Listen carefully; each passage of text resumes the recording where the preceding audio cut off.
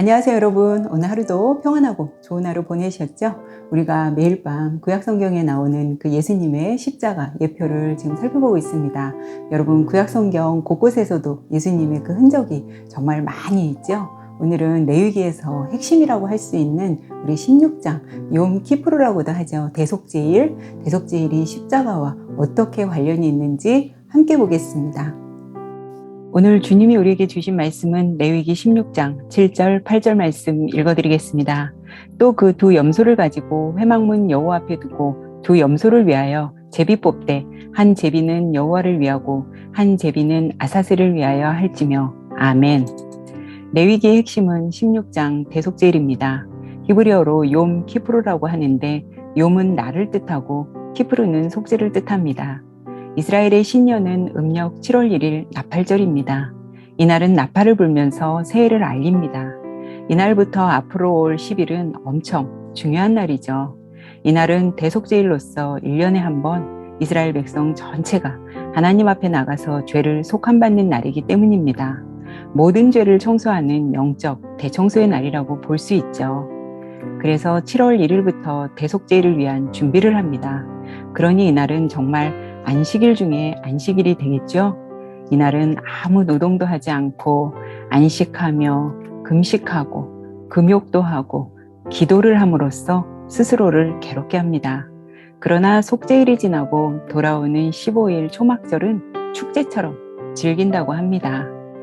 대제사장의 옷 굉장히 화려한 거 아시죠?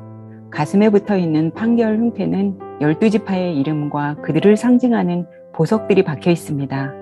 그러나 대속제일에는 대제사장의 그 화려하고 위험 있는 복장을 벗고 단순한 세마포 옷을 입습니다. 왜일까요?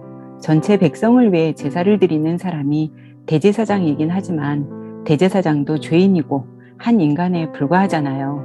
대속제일에는 대제사장 자신도 한 인간으로서 죄를 용서받아야 하는 죄인이기 때문에 화려한 복장이 아닌 깨끗한 세마포를 입고 먼저 자기를 정결케 합니다. 그리고 대제사장의 옷 밑에 석류와 금방울을 달고 줄을 매답니다. 무슨 이유일까요? 지성소는 아무나 들어갈 수 없잖아요. 누구만 들어갈 수 있어요? 오직 대제사장만 들어갈 수 있는데 혹여 대제사장의 어떤 실수로 죽임을 당하게 되면 그 시체를 끌어내자고 아무나 지성소에 들어가면 어떤 일이 생길까요? 들어가는 그 사람도 죽임을 당합니다. 그래서 석류와 금방울을 옷 밑에 달아서 대제사장이 움직일 때마다 소리를 내게 하는 거죠. 백성들은 밖에서 딸랑딸랑 하는 소리를 들으며 대제사장이 지성소 안에서 무사히 잘하고 계시는구나 생각하며 안심하게 되는 겁니다. 딸랑딸랑 하는 소리가 구원의 종소리로 들리겠죠. 그러니 이날 모든 백성은 초점이 어디에 있어야 할까요? 대제사장에게 시선을 집중하고 쳐다봐야겠죠. 대속제일에 필요한 제물은 숫송아지, 순양, 순염소입니다. 숫송아지는 대제사장과 그의 가족들을 위하여 희생으로 바치는 속죄제물입니다. 대제사장은 속죄제물의 피를 가지고 지성소로 들어가는데 제사장 뒤에 하얗게 연기가 나오고 있죠. 향의 연기로 속죄소를 가리지 않고 속죄소에 들어가면 대제사장은 하나님께 죽임을 당해요. 이 향이 하나님의 진노를 피할 수 있는 겁니다. 대제사장은 성소 동편의 휘장을 향해 한 번, 속죄소 앞을 향해 피를 7번 뿌립니다. 이것이 속죄소죠. 언약궤 뚜껑입니다. 양 옆은 천사 모양의 조각이 세워져 있죠. 속죄소를 시은자라고도 합니다. 이것은 은혜를 베푸는 곳이라는 뜻이죠. 대제사장은 대속제일에 사용할 염소 2마리를 이스라엘 자손에게 받아서 한 마리는 여호와를 위한 것으로 나머지 한 마리는 아사셀을 위한 것으로 정합니다. 아사셀을 위하여라는 말 때문에 뭔가 아사셀을 섬겨야 하는 것 같은 느낌이 들죠? 그러나 이건 섬긴다는 뜻이 아닌 그냥 아사셀과 관련해서라는 정도 생각해 두시면 될 것 같습니다. 그럼 아사셀이 뭘까요? 우선 아사셀은 2단어의 합성어입니다. 에즈는 염소를, 아잘은 떠나감이란 뜻으로 떠나보내는 염소라는 뜻이죠. 이 아사셀에 대해 학자들의 여러 의견이 있습니다. 첫째는 떠나보내는 염소, 둘째는 거의 그림에 보면 절벽 보이시죠? 험한 절벽, 낭떠러지, 황량한 땅이라는 뜻으로 절벽에 떨어져 다시는 돌아오지 못하게 한다는 그런 뜻도 있고요. 세 번째는 완전한 멸망을 뜻하기도 하고, 네 번째는 이스라엘의 모든 죄를 마귀에게 돌려 보낸다는 의미로 광야에 사는 마귀라는 뜻도 있습니다. 다섯 번째는 단절된 땅, 고독한 땅을 지배하는 악령이란 뜻도 있다고 합니다. 다 맞는 말 같고 비슷한 내용이죠. 두 마리의 순년수를 끌고 와서 우림과 둠밈을 사용해서 제비를 뽑습니다. 하나는 여호와를 위한 것으로, 또 하나는 아사셀을 위한 것입니다. 여호와를 위한 것으로 하나님 앞에 제사가 드려지고, 하나는 잠시 놔두었다가 대제사장이 지성소에 들어가서 백성들의 죄를 다 속함받고 나오면 대제사장이 두 손으로 염소 머리 위에 안수를 합니다. 안수함으로 이스라엘 전체의 죄를 전가시키는 것이죠. 그리고 한 사람이 염소를 끌고 광야로 갑니다. 멀리 가서 그냥 두고 오기도 하고 절벽으로 던지기도 한다고 합니다.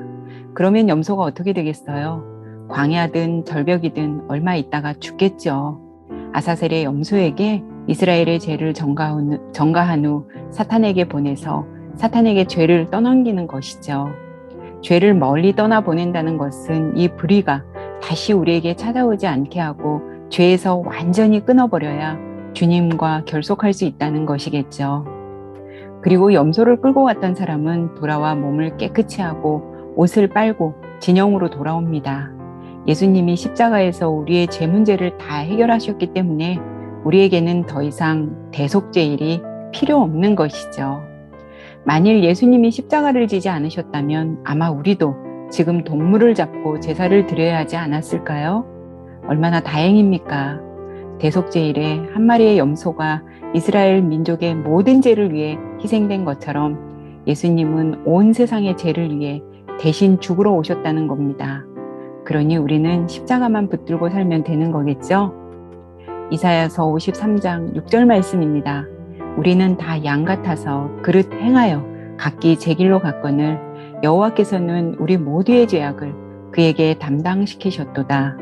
이사야 선지자의 예언이 정말 맞았죠. 히브리서 9장 12절 여호와 송아지의 피로 하지 아니하고 오직 자기의 피로 영원한 속죄를 이루사 단번에 성소에 들어가셨느니라. 요한일서 2장 2절 그는 우리 죄를 위한 화목제물이니 우리만 위할 뿐 아니요 온 세상의 죄를 위하심이라고 말씀하시며 구속의 범위가 온 인류에게 향하고 있는 거 보이시죠? 하나님은 대속죄일을 통해 십자가의 의미를 가르쳐 주셨습니다. 이스라엘 민족은 매년 대속죄일을 지킴으로 한 마리의 염소가 이스라엘 민족 전체의 죄를 씻어주는 것을 깨달아 갈 수 있었던 것입니다. 예수님은 이 땅에 오셔서 온 인류를 위하여 십자가에서 죽으심으로 구원의 길을 활짝 열어놓으셨습니다. 우리는 이 십자가 안에서 나의 죄를 깨닫고 회개하고 용서함 받으며 회복을 누릴 수 있는 것이죠. 오늘 밤 주님의 십자가 안에서 나는 얼마나 주님께 감사하며 살고 있는지 묵상하고 주무셨으면 좋겠습니다. 오늘도 수고 많이 하셨고 좋은 밤, 편안한 밤 되세요. 우리는 내일 뵙겠습니다.